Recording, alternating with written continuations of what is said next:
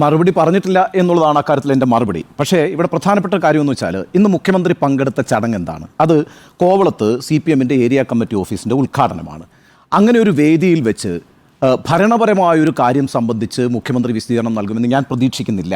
ഇപ്പോൾ സംസ്ഥാനത്തെ ഒരു ADGPയുമായി ബന്ധപ്പെട്ട വിവാദത്തെ സംബന്ധിച്ച് അദ്ദേഹത്തെ മാറ്റുമോ ഇല്ലയോ എന്നുള്ള കാര്യങ്ങളൊന്നും പറയേണ്ട ഒരു വേദിയായിട്ട് ഞാനതിനെ കാണുന്നുമില്ല. എന്നാൽ അതുമായി ബന്ധപ്പെട്ടുണ്ടായ രാഷ്ട്രീയ വിവാദത്തിനൊരു മറുപടി പറയാൻ പിണറായി വിജയൻ ഇന്ന് ശ്രമിച്ചിട്ടുണ്ട് എന്നാണ് എൻ്റെ നിലപാട്. ഇന്ന് അദ്ദേഹം പ്രധാനമായും CPMും സർക്കാരും നേരിട്ടുകൊണ്ടിരിക്കുന്ന വലിയ ആക്ഷേപമാണല്ലോ ഈ RSS CPM അന്തർധാരയുണ്ട് എന്നും അതിൻ്റെ ഭാഗമായി ADGP വന്നിട്ടുണ്ട് പ്രവർത്തിച്ചിട്ടുണ്ട് എന്നുമൊക്കെയുള്ളൊരു ആരോപണം. ആ ആരോപണത്തിൽ അദ്ദേഹം CPMൻ്റെ ചരിത്രം എടുത്തു വെച്ചുകൊണ്ട് എങ്ങനെയാണ് BJPയുടെ RSSൻ്റെ രാഷ്ട്രീയത്തെ CPM ഇടതുപക്ഷം പ്രതിരോധിച്ചിട്ടുള്ളത് എന്ന് വിശദീകരിക്കാനാണ് ശ്രമിച്ചത്.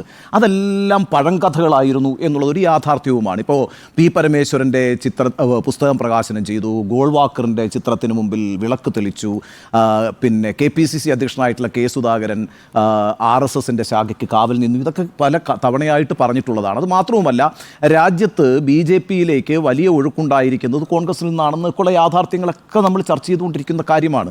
ഇപ്പുറത്തൊരു സ്ഥിതി എന്താ? ഇപ്പം ഏറ്റവും പുതിയ സ്ഥിതി എന്ന് പറയുന്നത് EP ജയരാജൻ എന്ന് പറയുന്ന LDF കൺവീനറുടെ ആ സ്ഥാനത്ത് നിന്ന് മാറ്റിയിരിക്കുകയാണ്. എന്താ കാര്യം? പ്രകാശ് ജാവ്ദേക്കറുമായി കൂടിക്കാഴ്ച നടത്തി. പ്രകാശ് ജാവ്ദേക്കറുമായി ആരുടെ കൂടെ ചേർന്ന് കൂടിക്കാഴ്ച നടത്തി? ദല്ലാൽ നന്ദകുമാറുമായി ചേർന്ന് കൂടിക്കാഴ്ച നടത്തി. വൈദേകം റിസോർട്ട് വ്യവസായം എന്താണ് ജയരാജൻ്റെ? അതേപോലെ തന്നെ CPMൻ്റെ സ്വതന്ത്ര MLA ആയിട്ടുള്ള PV അൻവർ കഴിഞ്ഞ ദിവസം ഉന്നയിച്ചിരിക്കുന്ന പ്രശ്നം എന്താ? തൃശ്ശൂർ പൂരം കലക്കി BJPക്ക് അവിടെ ഒരു സീറ്റ് കൊടുക്കാൻ സഹായിച്ചു, അന്തരീക്ഷമുണ്ടാക്കി എന്നൊക്കെയുള്ളതാണ്.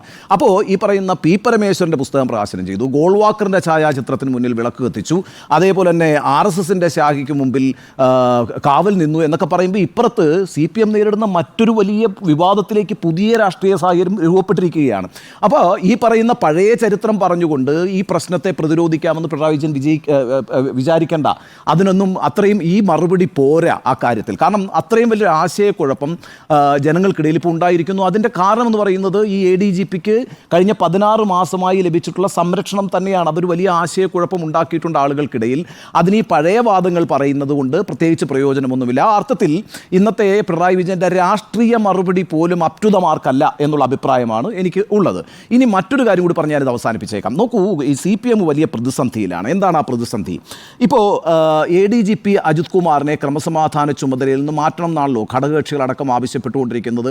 ഒരർത്ഥത്തിൽ CPMും കഴിഞ്ഞ ദിവസം വരെ പറഞ്ഞുകൊണ്ടിരുന്നത് ഈ വിവാദത്തിൽ ഞങ്ങളെ കൂട്ടണ്ട എന്നുള്ളതാണ്. അത് ഡിസ്റ്റൻസ് ചെയ്യാണ് CPM പോലും. ഇന്ന് അതിനൊരു മാറ്റം ഉണ്ടായിട്ടുണ്ടോ എന്ന് എനിക്ക് സംശയമുണ്ട്. അതിലേക്കാണ് ഞാൻ ഈ വരുന്നത്.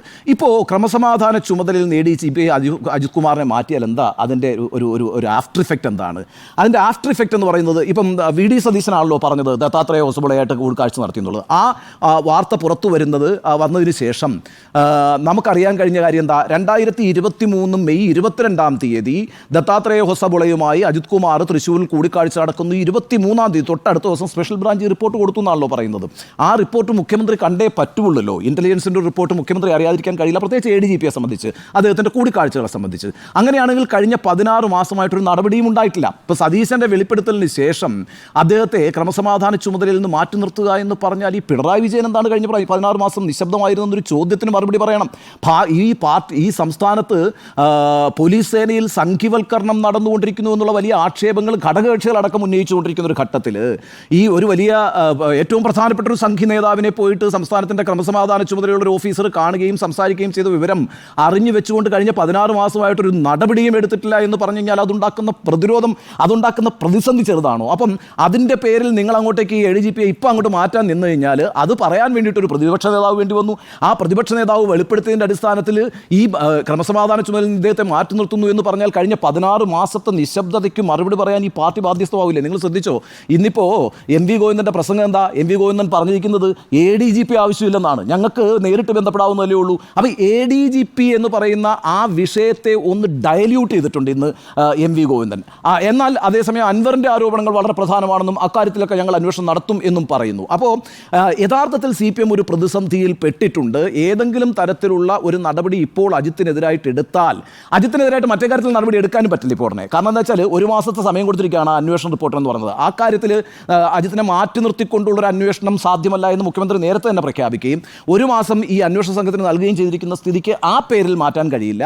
ഇപ്പോൾ ഞാൻ വിചാരിക്കുന്നത് ഞാനിതിനെ 50-50 ചാൻസിലായിട്ടാണ് കാണുന്നത്. അതായത് ഇയാളെ മാറ്റാൻ സാധ്യതയുണ്ട്, തുല്യമായി തന്നെ ഇയാളെ മാറ്റാതിരിക്കാനുള്ള സാഹചര്യവുമുണ്ട്. കാരണം എന്താ വെച്ചാൽ മാറ്റുക എന്ന് പറഞ്ഞാൽ അതൊരു വലിയ ആയുധമായി മാറുകയാണ്. ആ ആയുധം എന്ന് പറയുന്നത് 16 മാസത്തെ നിശബ്ദതയാണ്. ഞങ്ങൾ വിളിച്ചു പറഞ്ഞതുകൊണ്ട് നിങ്ങൾക്കിത് ആക്ട് ചെയ്യേണ്ടി വന്നിരിക്കുന്നു എന്ന് പ്രതിപക്ഷം പറയുമെന്ന കാര്യത്തിലുള്ള സംശയമില്ല. പോലീസിൻ്റെ സംഘീവൽക്കരണം, അതിന് പിണറായി വിജയൻ എന്ന ആഭ്യന്തര വകുപ്പ് ചുമതല വഹിക്കുന്ന മുഖ്യമന്ത്രി മിണ്ടാതെ നിശബ്ദമായി നോക്കി നിന്നു, ദൃക്സാക്ഷിയായി നിന്നു, അല്ലെങ്കിൽ അതിന് കുടപിടിച്ചു എന്നൊരു ആരോപണം നാളെ വലിയ ശക്തമായി ഉന്നയിക്കപ്പെടും. ഇപ്പോൾ ഈ അജിത് കുമാറിനെ മാറ്റിയാൽ ഒരു പ്രതിസന്ധി CPM അഭിമുഖീകരിക്കുന്നുണ്ട്. അതുകൊണ്ടാണ് ഞാൻ ഇന്ന് MV ഗോവിന്ദൻ്റെ പ്രസംഗത്തെയാണ് ഏറ്റവും ശ്രദ്ധയോട് നോക്കിയത്.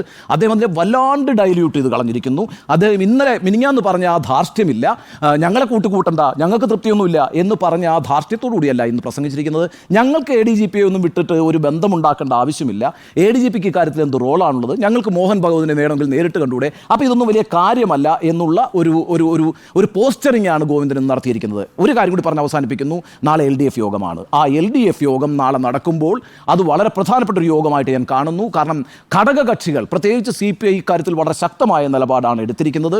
നിങ്ങളുടെ ഒരു നേതാവ് നിങ്ങളുടെ പാർട്ടിക്ക് ഒരു പ്രതിസന്ധി ഉണ്ടാക്കിയിട്ടുണ്ടെങ്കിൽ അതിൻ്റെ ഭാരം ചുമക്കാൻ ഇടതുപക്ഷ മുന്നണി എന്തിന് തയ്യാറാകണം, അല്ലെങ്കിൽ അതിനെന്തുകൊണ്ട് നിന്നു കൊടുക്കണം എന്നൊരു ചോദ്യം CPI അടക്കമുള്ള ഘടകകക്ഷികൾ മറ്റാരെങ്കിലും ഉന്നയിക്കുമെന്ന് ഞാൻ വിചാരിക്കുന്നില്ല. പക്ഷേ CPI വളരെ ശക്തമായി ഉന്നയിക്കും. കാരണം D രാജ അടക്കമുള്ള നേതാക്കൾ ഇക്കാര്യത്തിൽ ഡയറക്റ്റായിട്ട് ഇടപെട്ടിട്ടുണ്ട്. ആനി രാജ എനിക്ക് തോന്നുന്നു 1.5 വർഷം മുമ്പാന്ന് തോന്നുന്നു അല്ലേ ഈ പറയുന്ന പോലീസിലെ ഒരു RSS ഗ്യാങ് ഉണ്ട് എന്ന് പറഞ്ഞിരുന്നത്. അപ്പോൾ അത്തരത്തിലുള്ള ആരോപണങ്ങൾ നേരത്തെ തന്നെ CPI ഉന്നയിക്കുകയും അതിനെ പിണറായി വിജയൻ കളിയാക്കുകയും ചെയ്തിട്ടുണ്ട്, ദേശീയ നേതാവ് എന്ന് പറഞ്ഞിട്ട്. അത് CPM ഇവിടെയും CPIയും ആ പൊസിഷൻ എടുത്തു കേട്ടോ. സ്റ്റേറ്റ് പൊസിഷൻ എന്ന് പറയുന്നത് ഇവിടുത്തെ കാര്യം ഞങ്ങൾ നോക്കിക്കോളാം എന്നുള്ള ഒരു പൊസിഷനാണ് എടുത്തിരുന്നത്. എന്തായാലും ഇപ്പോഴത്തെ ഒരു സാഹചര്യത്തിൽ CPI നാളെ നടക്കാൻ പോയിരിക്കുന്ന സമ്മേളനത്തിൽ എടുക്കാൻ പോകുന്ന ഒരു നിലപാട് വളരെ ശക്തമായിരിക്കും. അതുകൊണ്ട് LDF യോഗത്തിന് ശേഷം നമുക്ക് ഈ കാര്യങ്ങളിൽ ഒരു വ്യക്തത വരുമെന്നാണ് ഞാൻ പ്രതീക്ഷിക്കുന്നത്. ഏതായാലും ADGP അജിത് കുമാറിനെ തള്ളണോ കൊള്ളണോ എന്ന് തീരുമാനിക്കാൻ കഴിയാത്തൊരു പ്രതിസന്ധിയിലേക്ക് CPM എന്ന പാർട്ടിയും സർക്കാരും എത്തിപ്പെട്ടിട്ടുണ്ട് എന്നതാണ് ഇന്നത്തെ രാഷ്ട്രീയ യാഥാർത്ഥ്യം.